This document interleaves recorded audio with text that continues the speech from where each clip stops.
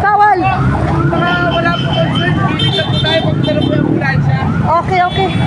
Antay na lang po ang minuto. Bakit na tayo? Bakit na po? Sila kaya, paano natin tumano? Dapat may... Kuya, nagano ka ng pulis. Kailangan natin pulis dito, pulis. Bala na ang barangay na tatawag. Alam na? Ang importante po, ambulansya muna kailangan. Tumawag ako sa barangay dyan kung tumawag na yun. Kasi ibisigan yan eh. Oo. Opo.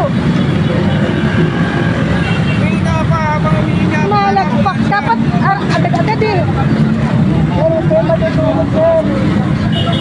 Kasi during niya, pa rin namin itong harap. Ha?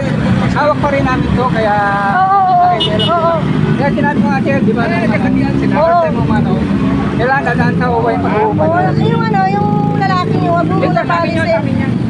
Ano mo muna, para ma-interview yan mamaya. Hanap lang.